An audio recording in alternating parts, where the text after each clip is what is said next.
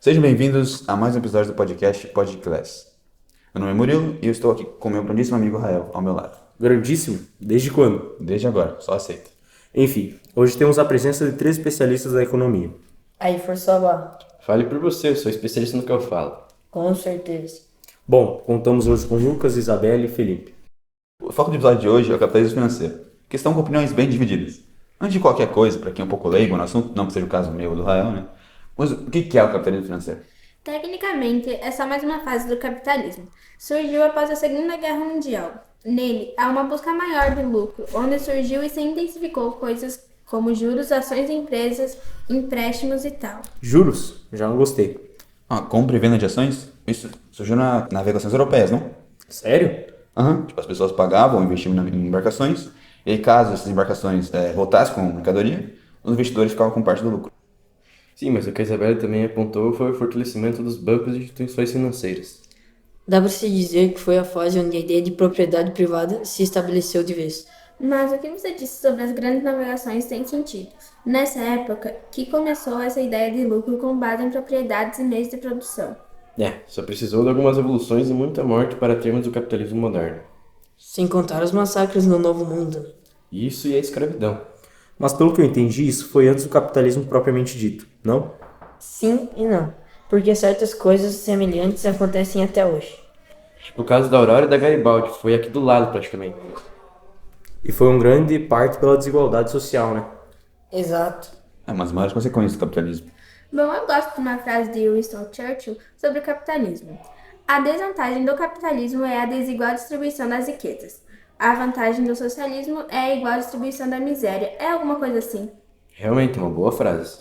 Mas é claro que iria ser a favor do capitalismo. Era britânico. E o que tem a ver? A Inglaterra foi um dos primeiros países a assumir o capitalismo. Além de que ele participou diretamente na Segunda Guerra Mundial, justo quando surge o capitalismo financeiro.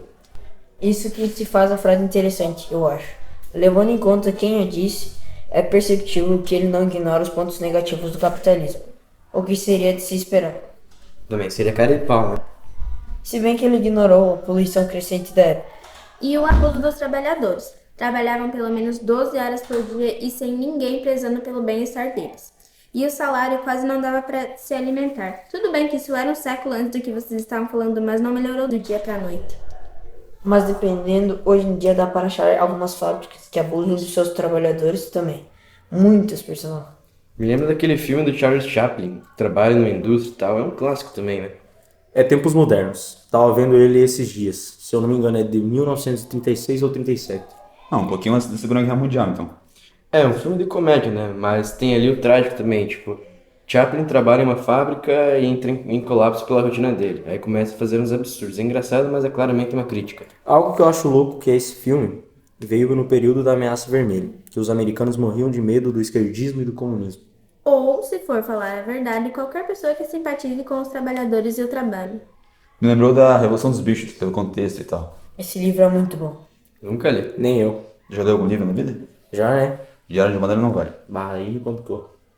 Enfim, eu vou dar uma resumida no livro, para que vocês ficam mais intelectuais. Fica à vontade, pode falar bastante. Deixa comigo. Bom, o livro conta a história de um grupo de animais em uma fazenda que se rebelam contra o seu fazendeiro humano, na esperança de criar uma sociedade onde animais possam ser iguais, livres e felizes. No final das contas, a rebelião é traída e, sob a ditadura de um porco chamado Napoleão, a fazenda acaba com um estado tão limpo quanto antes. Só isso? Eu falei que ia resumir.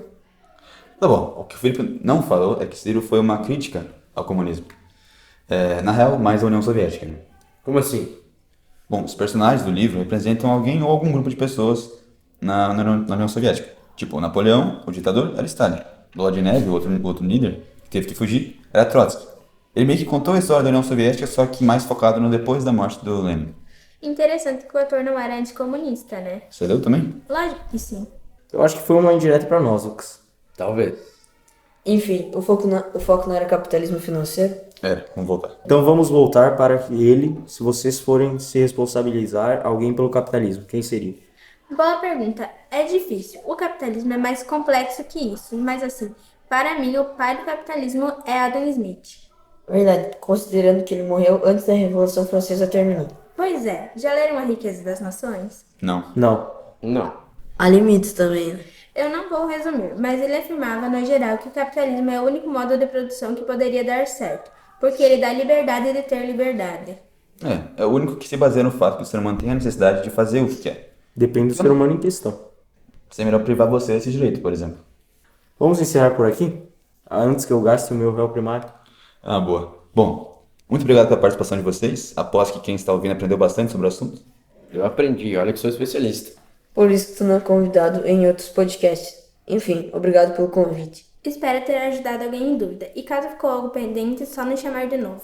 Claro. Bom, hoje é por isso. Até o próximo episódio.